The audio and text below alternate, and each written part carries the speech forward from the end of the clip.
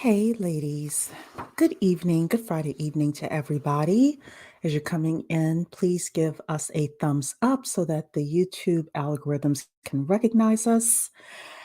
I would say I'm happy to be here today, but it was not my intention to be here today until I saw this story and I was listening to a couple of broadcasts about it from other content creators, and I felt like it was important for me to come and express some thoughts from our point of view. And our point of view is really the professional Black woman.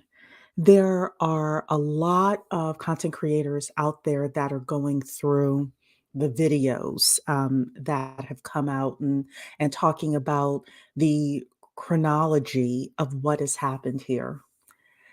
I want to take a different approach. I want to talk about this from the point of view of some of the lessons we can learn with regards to Shanquella's story beyond getting unalived, because I'm hearing a lot of people coming from that point of view. And I do want to say that that point of view is very, very important.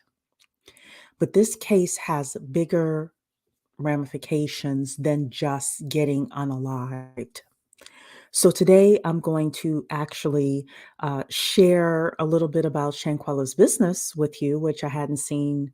I only saw like three programs on it, and I didn't even watch all of it. So maybe somebody else has gone through it. But I want to show you the talent that this young lady had. I have a comparison with regards to hip hop and Shanquella and Black professional women. And I have a reason for titling this um, about being called classist and elitist, and should Black women, especially professional Black women, move in that direction. Because it's possible for us, and everybody, as you're coming in, please like the video and share the stream. It's possible for us to say that's some hood stuff that happened. And it was some hood stuff that happened. And we can say, I got my 80,000 a year job. I'm okay. I'm cool. I don't hang out in the hood. I don't, mess with that type of individual, or I don't have that group of friends. And I want to say it's not, again, just about not it's not about being unalived. It's not just that. That is the most important thing. The most important thing is for you to stay alive. But beyond that, I think that there are some lessons that can be taught. That's your friends, certain people that you're hanging around potentially can be dragging you down professionally as well, can be dragging you down with regards to your wealth building. And I felt like Shanquella's story was a great representation of that. So, first of all, good evening, Wooden Core, saying you're ready for this conversation. Hello, Computer and Coin. Hey, Lakina. And hey, Kat. Welcome. Welcome, everybody. Okay, so first of all, again, my deepest condolences go to the family of Shanquella. I definitely say justice for her. Um, I've seen the videos with regards to I can't watch fighting and stuff like that, so I only saw what was on the news, which didn't show the graphic stuff. I know some of you may have seen some of the more graphic um, videos, but I get the gist of what happened overall. And what I want to start off with is just kind of, if you haven't heard about Shanquella Robinson, then I kind of want to share the news story with you so that you can hear what happened to her. So everybody, let me know if you can hear the audio. It's a story that's gripped the Charlotte community, a family seeking answers in the mysterious death of their daughter in Mexico. A new video cast doubt on the claim that her death was a tragic accident. And Queen City News anchor Morgan Francis has been staying on top of this story since the news broke of the woman's death. And she joins us now here in the studio. Morgan, the latest break, a video that's been circulating online. Yeah, Alicia, and this video has now gone viral, and it shows a woman beating up another woman who is naked. Family has confirmed to Queen City News that other woman is Shanquella Robinson, who died from a severe spinal cord injury.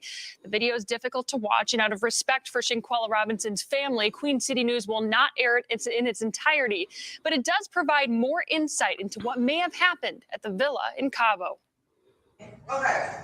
New video shows a woman charge at Shanquella Robinson, who is naked, later delivering several punches and kicks to her head and neck. In the video, someone urges Quella to fight back. Quella, can you at least fight back? No. She says no. When the autopsy came back, they said it didn't have anything to do with alcohol. Say that she had been, she had a broken neck and her spine in the back was cracked. She had been beaten. As Queen City News first reported, the group of 7 was on vacation together at a villa in Cabo to celebrate one of their birthdays. Robinson's family has been pleading for answers after Robinson's death certificate showed she died of severe spinal cord injury and atlas luxation, which is instability in the uppermost vertebrae. Friends, according to the family, told them multiple different stories. They said she wasn't feeling well. She had alcohol poison. They couldn't get a pulse.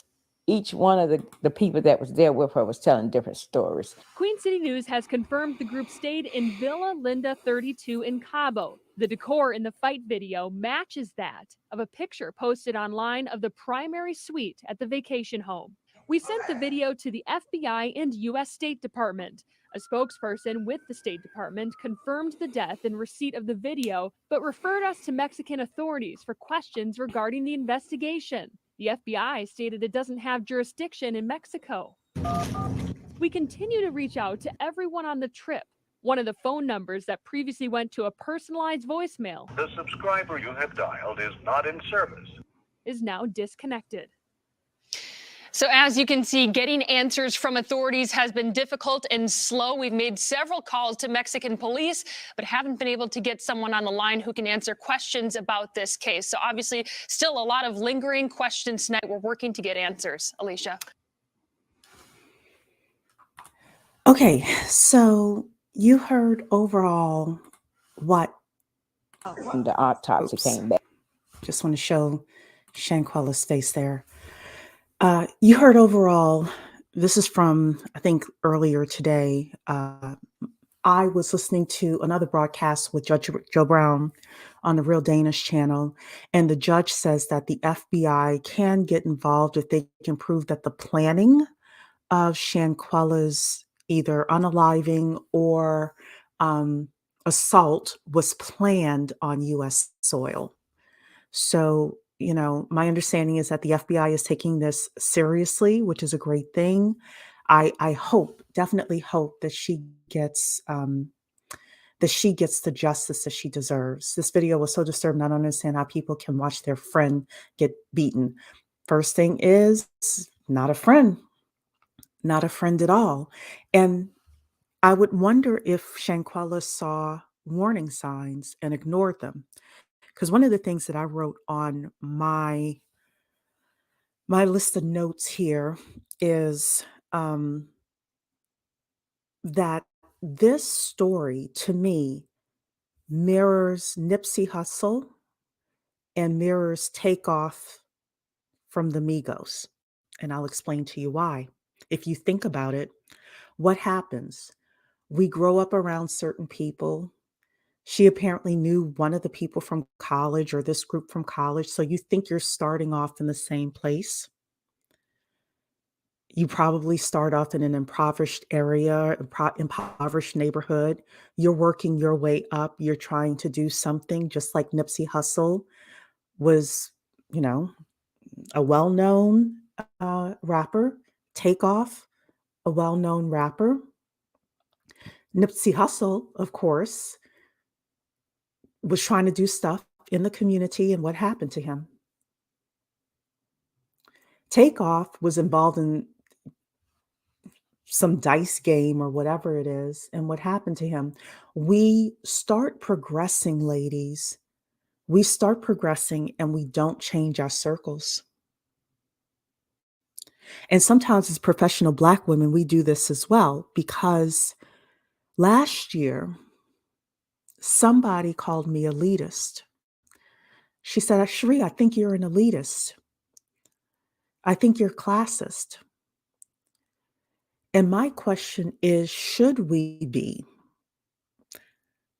Now, I don't kick anybody who, does not make as much money as I do. I don't care if that person is wait staff or that person cleans hotels or anything like that. But when it comes to our friends, when it comes to who we hang out with, not just personally, but also professionally, I think that we, even as professional Black women, need to take a look at this because, again, for anybody who's new, one of the things that I said was that it's not just about someone unaliving you, it's also about somebody stopping your progress as a Black woman. I want to take a moment and show you the talent that we lost in Shanquella. I don't know if you all had a chance to check out her IG page, but I want to show you this. This is her IG page. She braided kids' hair. This is one of her IG pages.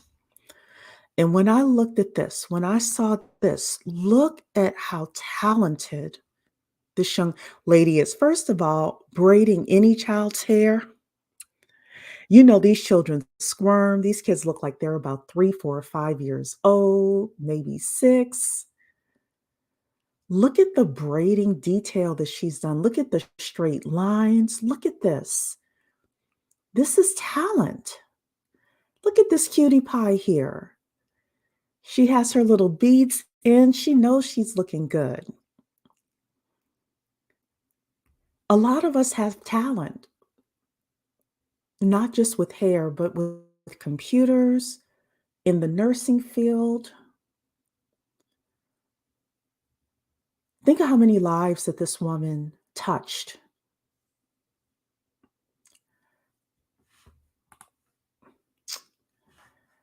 Of course, Instagram wants to act up now, but you all got the gist. You all got the gist. She was a great talent. Yesterday, I was listening to a panel discussion with regards to Shanquella of actually some Black men, very conservative Black men. And the reason I came up with today's title is because they made the comment that Black people need to start acting more classist and elitist. As you start moving up, everybody please like the video as well, share the video. As you start moving up professionally, as you start moving up personally,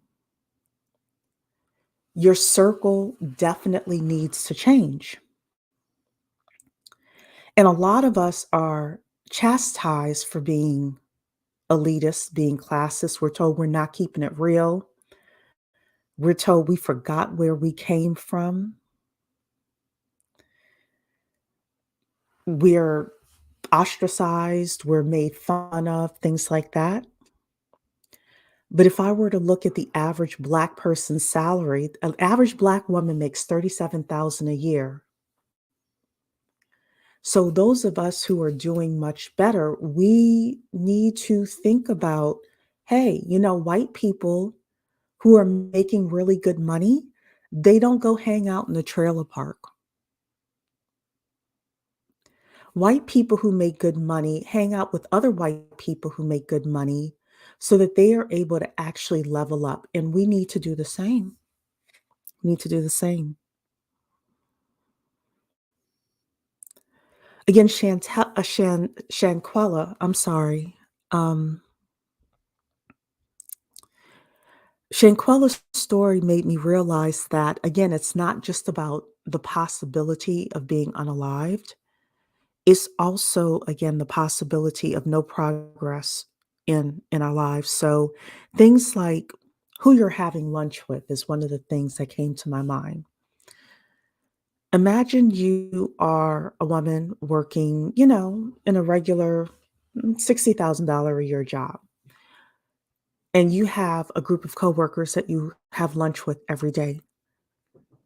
And I'm gonna be classist and elitist here. And they have 18-inch nails and they have 30-inch eyelashes, and they don't look the part of actually leveling up. You know, your boss's boss is actually looking at you thinking, I would love, I'm gonna pick on Lakina. I would love to give Lakina this promotion, but I don't think she's ready because of who she hangs out with in the lunchroom. Because as Shanquella is teaching us, it's not just about who we go on vacation with and who we party with. It is about every aspect of our lives. It's about who hangs out at your desk every day, who spends a crazy amount of time at your desk every day. These things can keep you from being able to get promoted, get significant pay increases, things like that. It could stop you from getting invited to certain holiday parties, other functions, get invited to be a part of other investments, etc. So one of the things that I wanted to do is I wanted to share with you about the fact that you are the average of the 5 people you spend the most of your time with. And as we are looking at this, I'm going to put StreamYard into the chat here. So that way, if anybody wants to come up, express your condolences, talk about this overall, you're more than welcome to.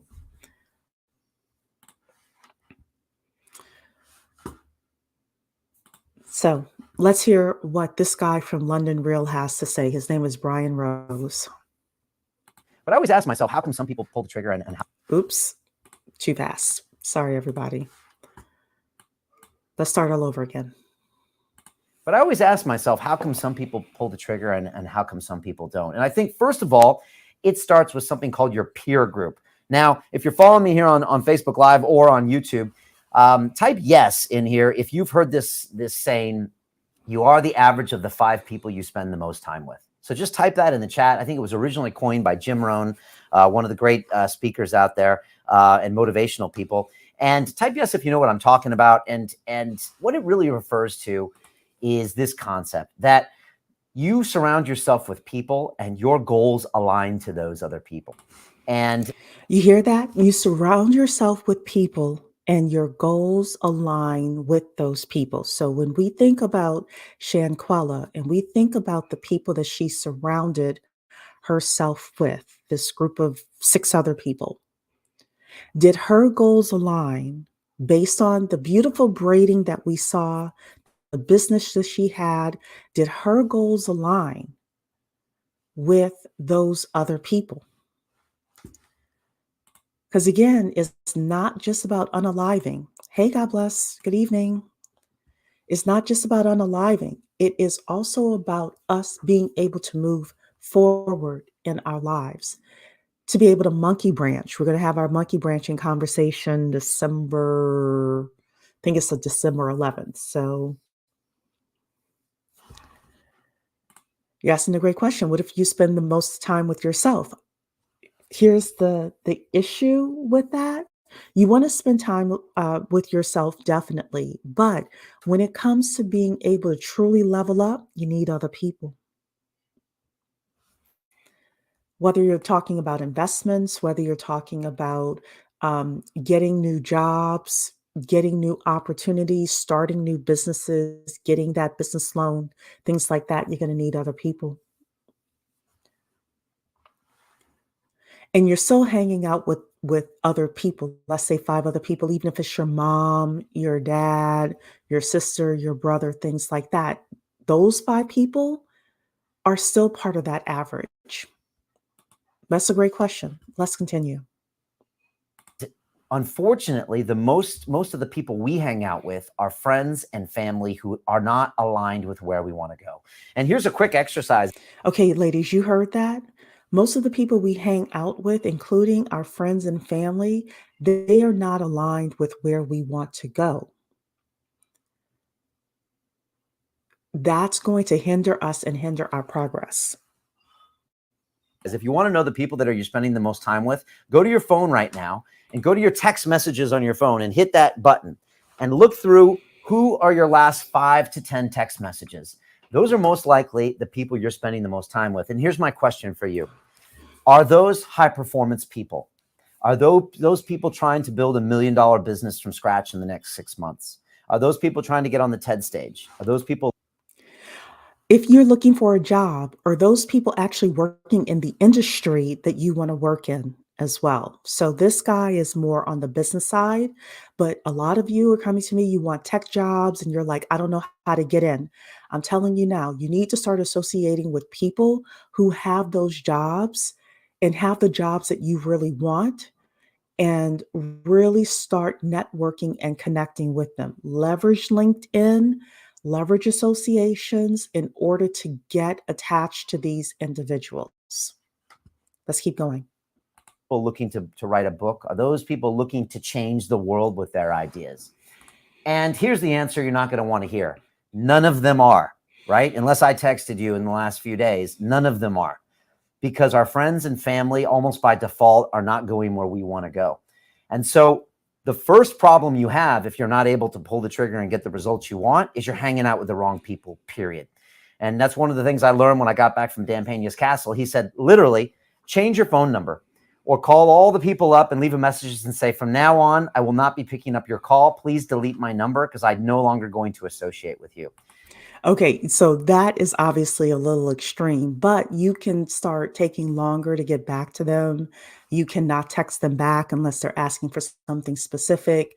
You cannot answer the phone. Obviously, if it's your mother, you kind of have to, or you should, depending on your relationship with your mother, right? You should be respectful of her. You should be respectful of your father, but maybe it is that the other people that you're spending time with, you're spending so much time with them that mom is still a part of your top 5, but she is, out of 1 to 5, she is the 5th person that you spend the most amount of time with. And the other people that can help you in your career, in your business, those people are getting, 90 to 95% of your time. Yeah, Dan Pena is extreme. He's very extreme, but I still like this guy's analysis here of overall the average of the top 5 people. But yeah.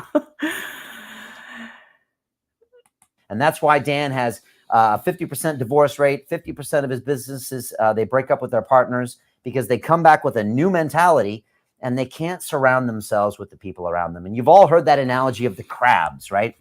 If you take a bucket of crabs and there's one trying to get to the top, the other ones will literally pull that crab down. And again, if you can, just type yes in the chat if you've ever felt that way about your friends and family, as far as them pulling you down. Because how many of us talk about the crab in the bucket mentality? We think it's just for Black people. Whole white man living in the UK talking about the same thing. It tends to happen. And I felt this myself when I started London Real. I asked my friends and my family to support me in what I did. And quite honestly, they all thought I was crazy. They thought I was stupid. They're like, Brian, the banking was one thing, but now you're on YouTube. No one had heard of YouTube. No one had really heard of anything I was doing. I was talking for long periods of time. No one was doing that. Podcasts, forget about it. And my friends and family wouldn't support me. And so I had to make a conscious decision to find a new peer group. And in my TED Talk, I talked about this. Go and find your new tribe. So again, you're leveling up your career, you're leveling up your business. Let's say in your business right now, you're making 100,000 and you want to start making 800,000. You got to find new people. You're currently making 60,000. You want to make 120,000 in your career. You got to find new people. Otherwise, you're going to be the average of the 5 people that you are associating with, period. People who are aligned with who you want to be. This is so important. And it's so important now to cut out these other people in your life. And sure, you might not have someone to get drunk with on a Friday or someone to watch 6 hours of football on Sunday. And that could be American football or, of course, European kick the ball football. But either way, it's a waste of your time and it's not taking you where you need to go. And so you've got to surround yourself with the right peer group. Otherwise, you're never going to be able to pull the trigger. And I'll tell you, spending a lot of time with London Real in your ears or in your eyes can be one of the members of your peer group. Really, being around the Joe Rogan Experience or me or Dan Pena, these people can all help you get ideas associated with, but you really need to be hanging out with people that want to take their lives to the next level. So my first advice to you, if you really want to pull the trigger, stop thinking and start taking action, is to be around people that are doing what you want to do. Try to be the dumbest person in the room, not the smartest person in the room. And a lot of people like being the big fish in the little pond. I remember I used to work with a guy in the city here in London, in the Wall Street equivalent of London. And he was this kid from Essex, and he was really doing well, never had gone to university, and he was making a couple $100,000. And for him, he was a big fish in Essex because he would go back and throw a bit of money around. And I was like, dude, you got to move to London because you know and I know you should be making millions. Yet. So Shanquella was the big fish in a small pond. According to the reports that I'm hearing, she was the one with the money, and the other people that were on the trip did not have money. They did not have her success. And what this guy Brian is saying here is some of us are scared to change ponds. Everybody, please like the video. Please share the stream as you're coming in.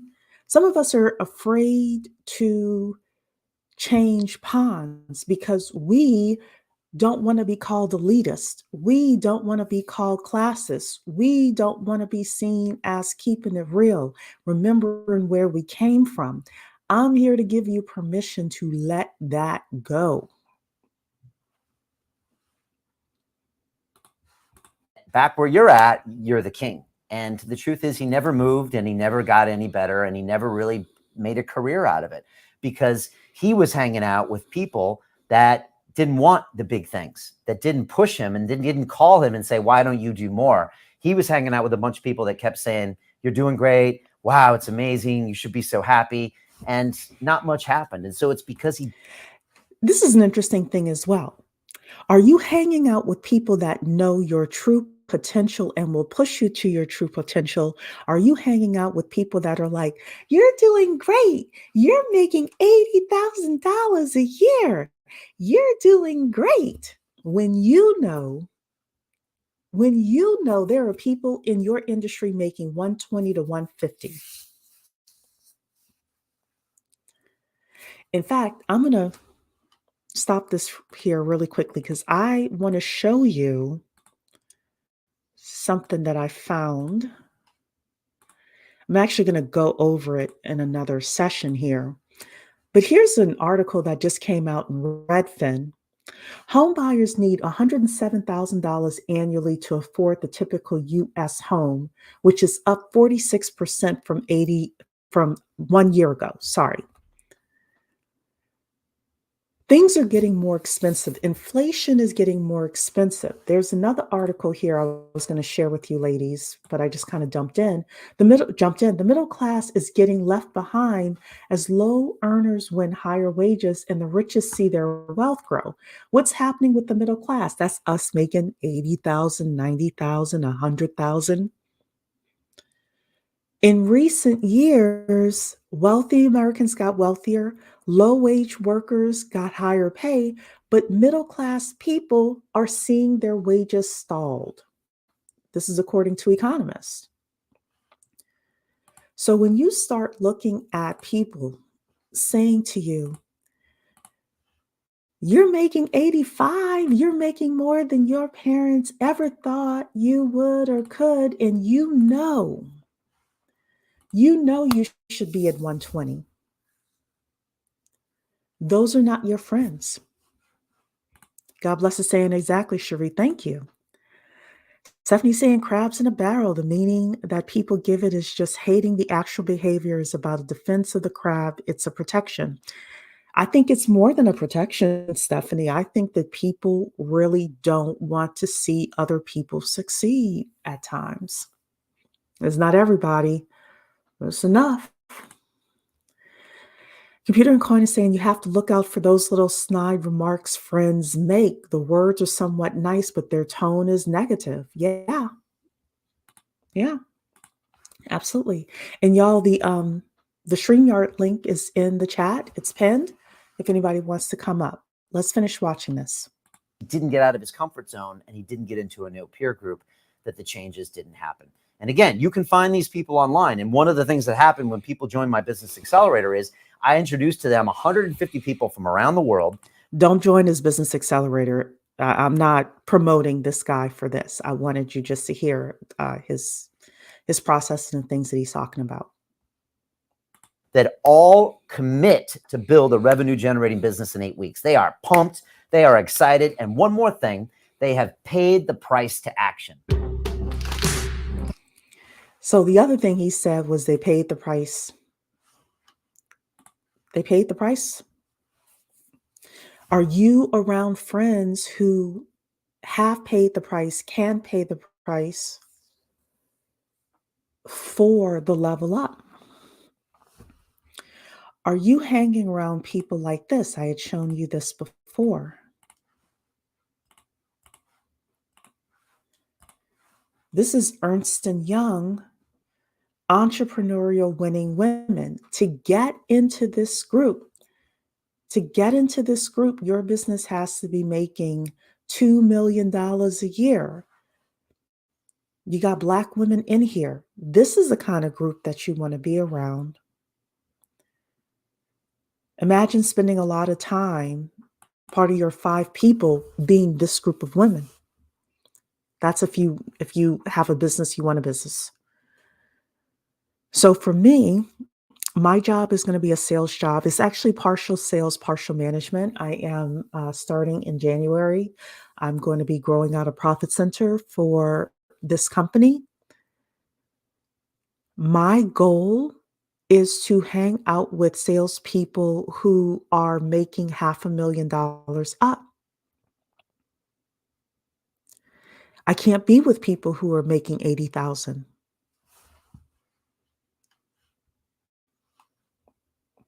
And neither should you. Well, whatever level up means to you. So I just wanted to, come here today and really kind of share this as a thought, because there are people, like I said, who have called me elitist in the past. You don't want to hang out with everybody. Again, I never put anybody down. Absolutely not. But if you are in my world, you have to be leveled up. You have to be leveled up. Hey, Computer and Coin. And unmute yourself. Good evening. Hey, Cherie. Hi. Good evening. What do you think?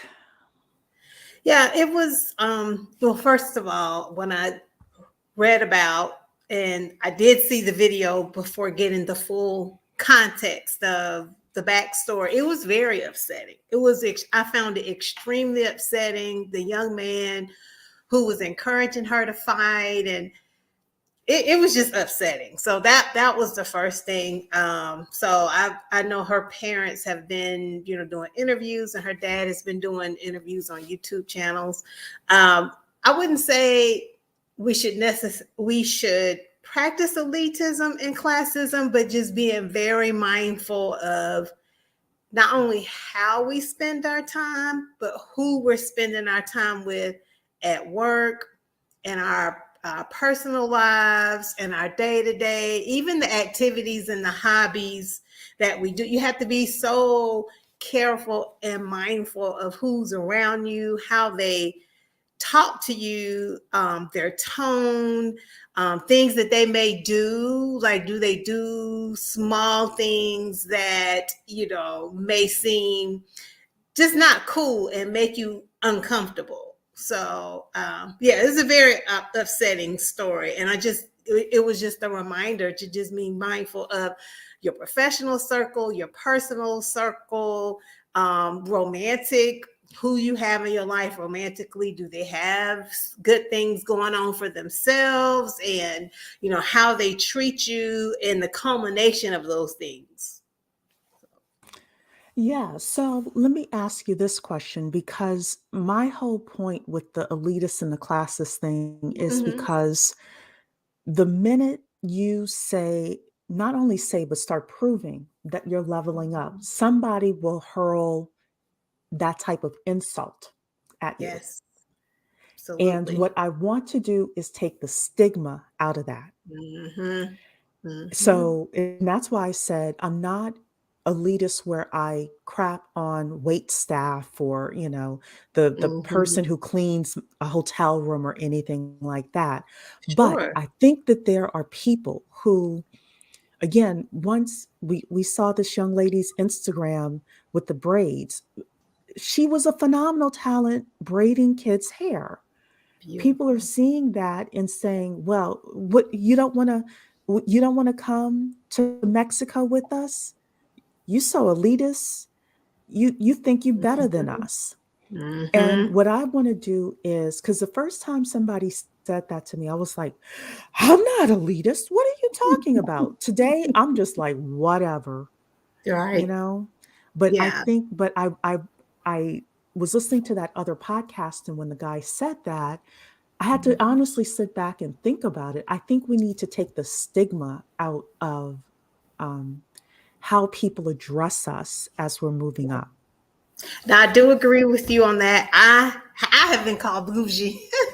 I've been Yes. called bougie by my family. I have been called bougie by my partner, by my cousins, by friends. They say she's the bougie one, and I'm okay with that. I'm fine with that. I am not a unkind person, but if that's how folks perceive or feel, that's how they feel. Mhm. So I definitely understand your point. We have to think about, how we carry ourselves, especially if you're a professional, Mhm. a woman of color, a Black woman in a professional environment. It's unfortunate, but we very much have to be mindful of, how we carry ourselves, how we speak, how we dress, and then the folks that are around us. And so I agree Mhm. with you on that point with the if it's framed as elitism and classism, or if how folks tell me being bougie, that's fine.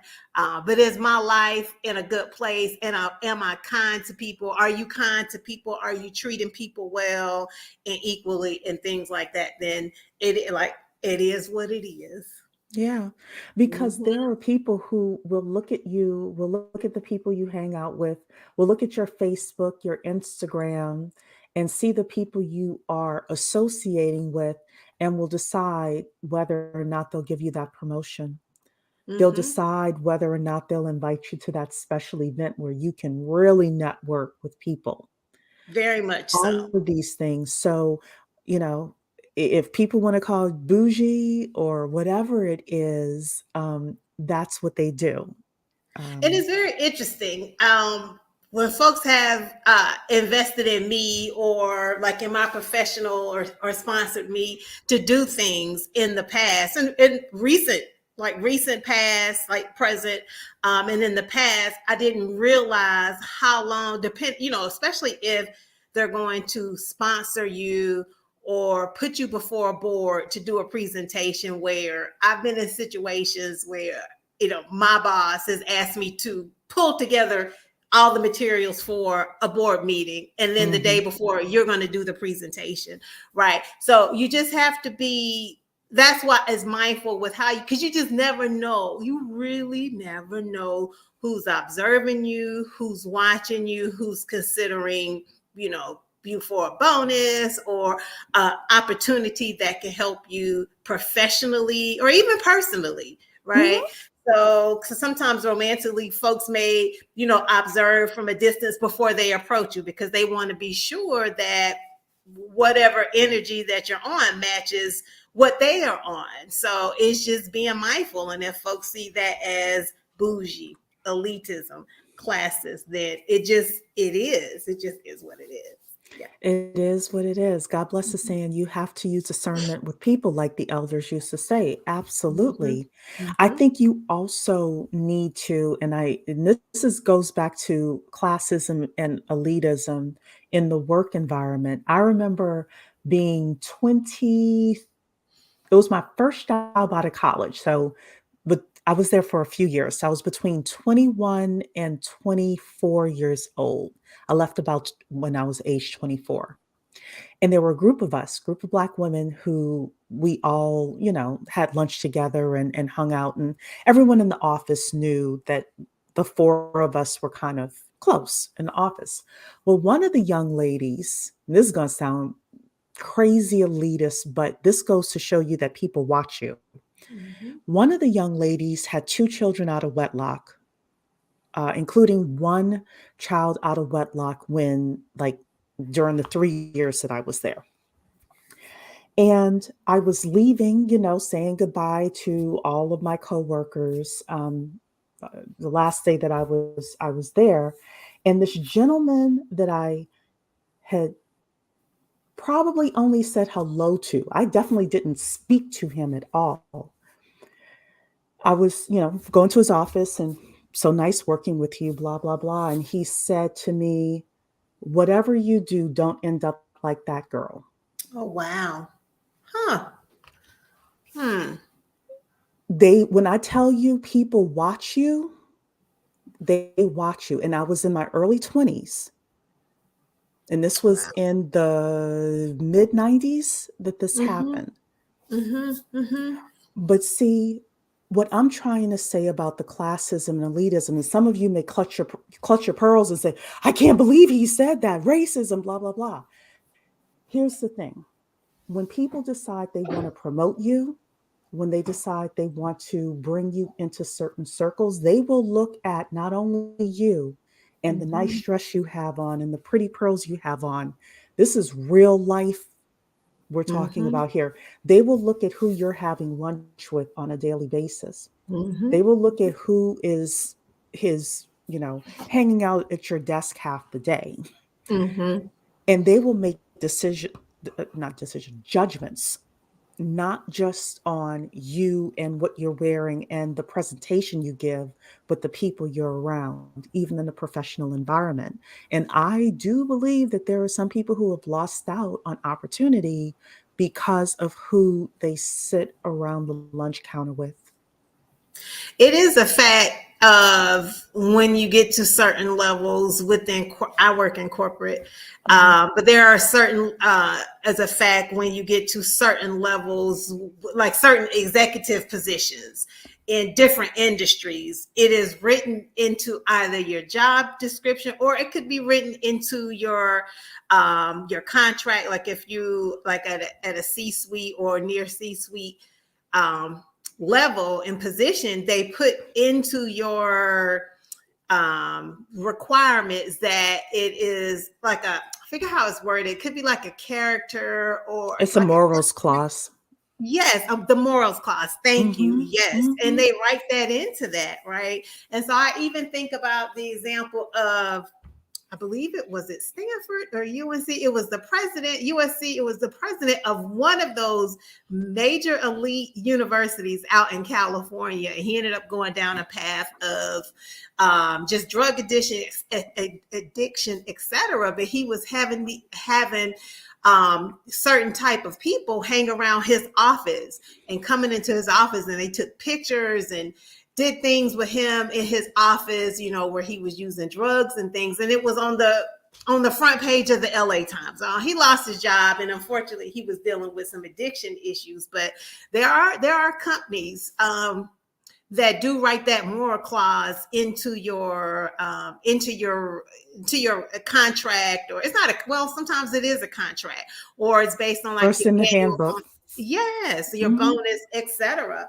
And that's part of, you know, not necessarily being elitist in classes, but how you carry yourself and who you're around and the activities that you do and the type of element, because it could be a risk to the organization. You and your behavior, or that person and their behavior can be a risk to the organization. Are you hanging around folks who may be associated with organized crime? I'm just giving an example, right? Because then that could be influential to yourself. Or if you're dealing with like top secret data, you know, will you put your organization at a cybersecurity risk? So you just have to be very careful.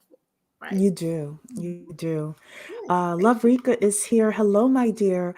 I blocked so many people from back home, and they found my TikTok, and I'll see they viewed my page.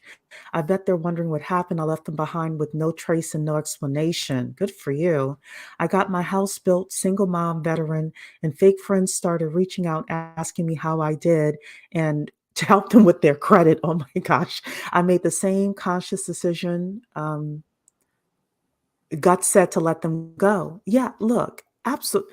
People will drag you down, not just again with the unaliving with Shanquella, may she rest in peace, and definitely justice for her.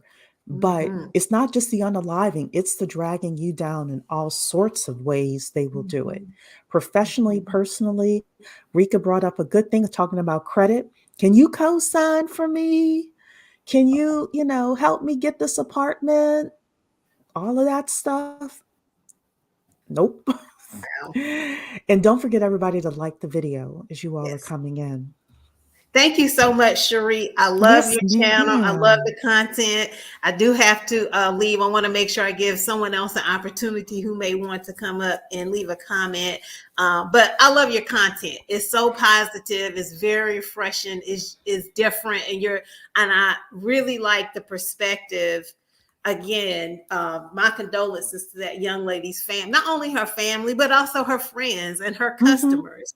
Her true friends, like she was a positive influence and contributor to the community. So those folks that she, made an impact on, definitely would like to extend my condolences. So I'm grateful for the perspective that you're putting on her story, so that not to victim blame her at all, no but way. to show us, to give us some things that we can ask ourselves, to just kind of take pause and take a moment to see what we can learn, and also help others within our own community. So everyone, have a good Friday. Thank you, Cherie. Happy Friday, my dear. Thank you. If anybody wants to come up, you can. Otherwise, I'm going to head out of here. Enjoy my Friday. God bless is saying, wow. Tulip is saying, my parents taught me very young to keep good company. You don't have to wish bad on them, but you can't be with everybody. That is the truth. In fact, I have a list of topics that I want to do. And one of the topics that I had on my list and probably still will do is you can't save everybody. You can't save everybody, and sometimes you just have to let people go in order to level up and move forward. As I had shown you all before, you are the average of the 5 people you spend the most amount of time with. So if you are making 80 right now, and you should be making 120, I would look at the 5 people you're spending the most time with now and ask, are those people making 120? Are they making 150? Are they making 200? Do I need to shift the time that I'm spending with people and what people I'm spending time with in order to level up? And it may not just be money. It could a career. It could be your business. it could also be marriage. I know some of you want to get married and have kids within marriage. The 5 people that you're hanging around, are they women who are in happy marriages, who can talk with you and mentor you through the process of being courted and being married and living in a positive marriage? Tulip is saying this is also why we need to be careful about this MJ culture, even though it's legal now. I agree with you with regards to that. We've had that conversation on here before. That green vegan, hello. Yes, everybody, please hit the like button, subscribe, and share the stream. So for everybody who just came in, just a couple of final comments that I shared that what happened to Shanquella Robinson is similar to what happened to Nipsey Hussle and to Takeoff and the Migos, more so Nipsey Hussle than anything. Within Black womanhood, we level up. She has this really great Instagram channel where she showed her braiding kids' hair. She had some amazing work that she was doing and had done with regards to braiding kids' hair. And she's a talent that's gone too soon. She was making good money. She was leveling up. But people from her past life came back to her and said, hey, let's go to Mexico, right? And she went back. And because she went back, it's this crabs in a barrel mentality where she was unalived. And people have said to me in the past, Cherie, you're elitist. I was listening to a show. This is how I came up with the topic again. I was listening to a show a couple of nights ago. Sorry, last night. And the podcast host was talking about this, was talking about Shanquella Robinson and just overall the Black community. And he said, maybe it's time for more Black people to become classist and elitist. I know that people have called me elitist, and a lot of times you know, I don't want to be elitist, or people say you don't keep it real. You forgot where you came from. You think you're better than me. I don't think I'm better than you, but I am very conscious about the average of the 5 people, or the 5 people that I spend the most amount of time with. Because when I look at my income, when I look at my quality of life, when I look at leveling up, I need to pay attention to those 5 people where they are. I need to be the small fish in the big pond. And Shanquella wasn't that. She had the most money. She had the most going for her amongst this group of people. And it caught up with her. And I think we as professional women can take something from that. So Tulip is saying it's a shame, SMH. Yeah, it's quite sad. It's a quite sad story. I think it's something that we as professional women can definitely learn from. We as women who are wealth builders can learn from if we want to level up our careers, if we want to level up our social lives, be invited into the super swanky holiday parties and be able to start our own businesses and things like that, and be able to make millions of dollars a year or hundreds of thousands of dollars a year. It's going to require a shift in the people that we're around. Tulip is saying, American media mainstream culture pushes this narrative of the snooty bougie person. Look at how the rich people are portrayed in media and in the movies. Yeah, but there are a lot of really kind rich people in real life. And as Computer and Coin said, that there are people who call her bougie. Well, you know what? I'm not going to let people calling me certain names, whether it's elitist, whether it's classist, whether it's bougie, get in the way of me leveling up. That is the crabs in the barrel mentality. And this podcaster said, and then I'm going to go, he said, you don't see white people who earn a lot of money hanging out in the trailer park. You don't see white people who make a lot of money hanging out in the trailer park. Therefore, we as professional Black women, we need to be conscious of not, I won't say not going back to the hood, but we need to be conscious of who we're aligning with. Let's just say it like that.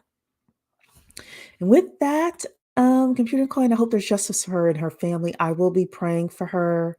And yeah, obviously, you know, we need to hear what happened, figure out what happened, but